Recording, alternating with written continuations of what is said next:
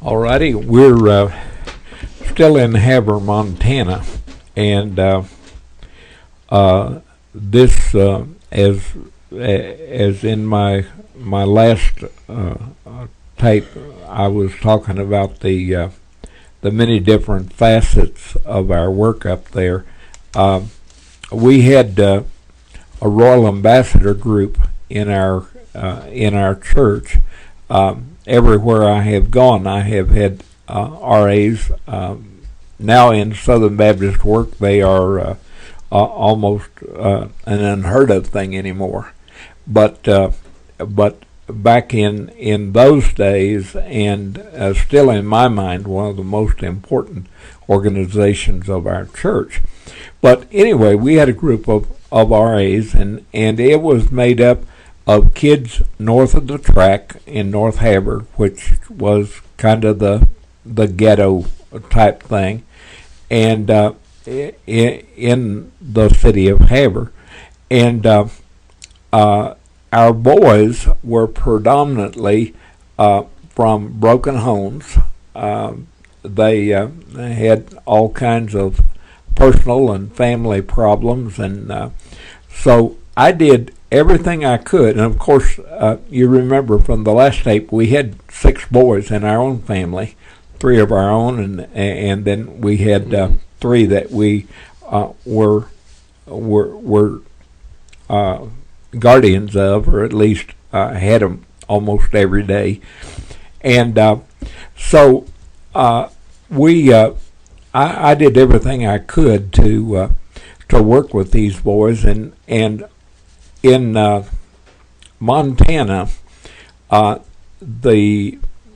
whenever the ice went off of the rivers and the lakes, then the state would come in and especially up at in the Bear Paws, there was a big lake up there. We called it Fake Lake because everybody said there wasn't any fish in it. But the state would come in and plant a bunch of rainbow trout, about 12, 13 inches long, and I had fished enough. I'd learned that if you'd take a spoon about an inch and a half long, either silver or brass, either one, and you could throw out, and these crazy trout would hit it, and you could catch fish just running out your ears. And so one Saturday, and it was still cold. It was along in it must have been May, and up in that country, that's still pretty cool up there. And I got together 12 boys and loaded them up in my rig, and we went out fishing. And we got out there, and there was snow squalls coming through. The sun would be shining, or almost shining, for a little bit, and then here would come like a rain shower, only it was snow. And you couldn't. There was times I had these boys scattered out along the dam of this lake, and these snow squirrels had come, and you couldn't even see the boys at the other end. They'd be so heavy, and the next thing it would be gone, and the sun might even be shining for a little bit. Well, anyway, we'd been fishing for quite a while, and like I said, these fish were hitting like mad. And so we had, I just had a parachute cord, which is pretty hard to break, and had it for a stringer. And all of the boys, just whenever they caught a fish, they brought it and strung it on it. And so we had a string probably 25, 30 feet long, tied up to the bank, and there was close to 100 fish on that. And of course, they were floating out. You could see them out there in the water. And the game warden pulled up, and I knew him. He knew me, but he didn't recognize me. and he saw that big string of fish, and he hollered down and he said, "Who's all these fish? Somebody's going to be in trouble." And I turned around and I called his name and I said, "Oh, it's just me." And he said, "Oh, it's you, preacher, no wonder." But anyway, the neat thing about catching all these fish was each boy got to go home and take his 10 fish. And so we caught 120 fish that day, and each boy got to take home his fish. And to see that smile on his face and the smile on his mother's face when she saw him come up and had this great big string of fish, this was a thing that we did that it was just it was a ministry. It met the needs of boys, and yet it was something that was just an awesome thing to me as we worked with these boys. And I knew their families. I knew the problems they were having, and it not only met a spiritual need in their lives, but it also met a physical need as well. When they could show up with some fish, did a little bit for their self-worth. And so this was one of our ministries that we did, and it was of course it was a fun time for me because I love to fish anyway. But it was something that we were able to do with these boys. During our ministry there, we also had some pretty serious hard times as well. I mentioned that a lot of our church was Air Force people, or at least Air Force kids, whatever.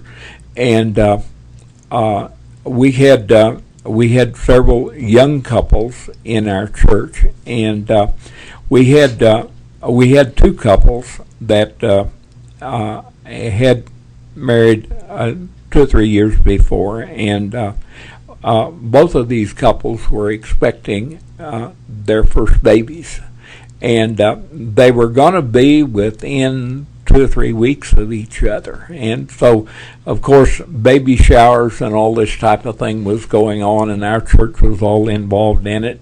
And we were really looking forward to the time when these 2 little babies would be added to the families and added to our church. And Jack and Barbara, he was an Air Force brat in college, and theirs was the first baby that was due, and just 2 or 3 days before the birth of their baby, Barbara was talking to my wife, and she said, "You know, Deloris, I haven't felt our baby move the last couple of days." And so Deloris told her she sure needed to check with her doctor, and they did, but she went into labor, and when she delivered stillborn.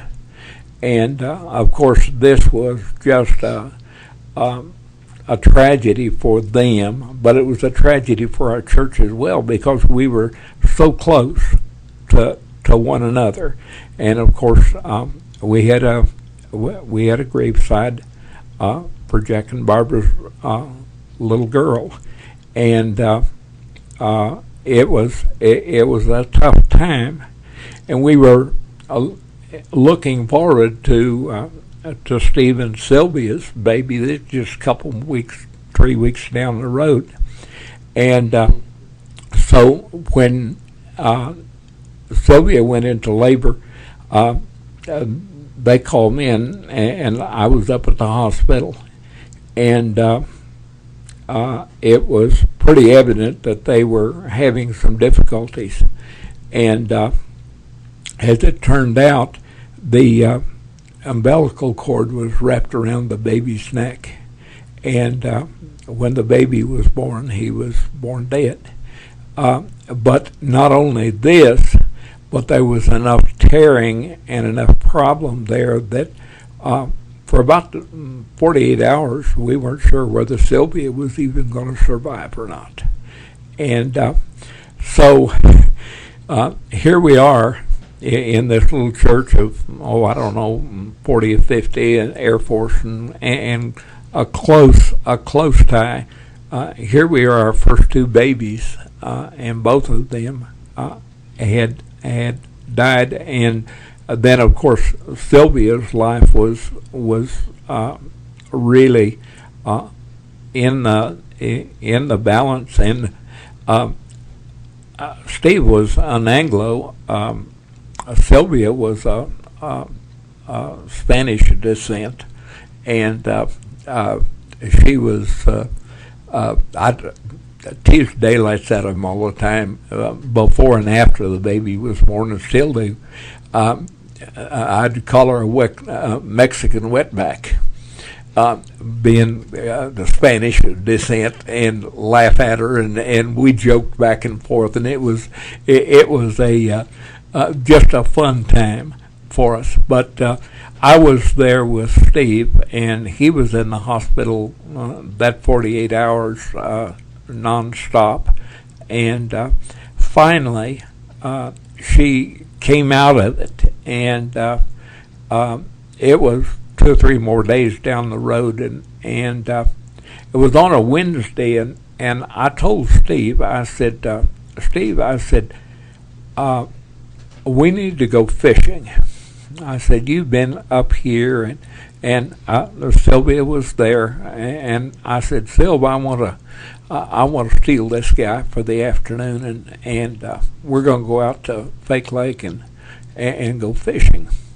And I told Steve and Sylvia too. I said, they've planted a bunch of spawners down below the dam in a big hole down there, and these spawners were 24, 26-inch long rainbow trout, big fish. And so I told Deloris, and I told several from the church, I said, I want you to pray that Steve will get one of these big fish, and just to kind of help him over the hurdle of this time with her. And so we went out and went fishing, and man, we caught fish. No big one, but we had caught 20 rainbow, which was about a foot long, and those were that was our limit. We'd caught those. We caught some brook trout. A brook trout, you could have 100 of those. And so we had, 40, 50 of these. We'd caught fish all afternoon. And so I kept praying. I said, Lord, help Steve to catch one of these good fish, and just help him to do this. And so finally, we were getting down. It was getting close to time that we was going to have to leave and go back to town, and I still hadn't caught it. And I told him, I said, well, Steve, why don't you go over on that other side and let me clean these fish while you're fishing, and see if you can't catch another one or two. And so all the time I was cleaning these fish, I was still praying that the Lord would help him to get a hold of one of those big ones. And I was almost done cleaning them, and Steve hollered, and he had, about the time he hollered, a 26-inch rainbow jumped out of the water, and he had it hooked, but his reel broke. And there was the pool probably 25, 30 feet across, and then down below it, as the water ran out of this pool, it went down a thing about 10 foot wide, that the water was about 18 inches deep and really swift. Mm-hmm. And so I ran got across the creek and come up, and I helped him get his line kind of straightened out and where he could have a little bit more line to play the fish. And it began to tire down, but as it began to tire down, it began to slip down into this swift water. And I knew that if it got into that swift water, it was gone. So I told him, I said, Steve, I said, you hang on this line, and I'm going to see if I can get down there and catch that fish. Well, I waded out in the water, and I was probably close to knee deep in the water, and I ran my hands what was going to be alongside the fish. And if you've ever tried to catch a fish, you touch them, and they're going to swim and struggle. And I was still praying as I did this. I ran my hands up alongside that fish, and it just laid there. And I ran my fingers up its gill and pulled that fish up out of the water. And it never even jerked until I waded out and got over close to the bank, or got on the bank, and then did it ever go to flopping. Really? But I got that fish out. I don't know, it weighed 7 or 8 pounds, but it was 26 inches long. And Steve got this fish. And I've told this story, and a lot of people disagree with it, but I feel like beyond a shadow of a doubt that this was an answer of prayer. That God took care of this crazy, selfish preacher wanting his member to catch a fish. But this couple are still close friends. When we had our 50th wedding anniversary, they came back and camped out here in our backyard for several days, and they've come several times since. And they have. He became a fireman out in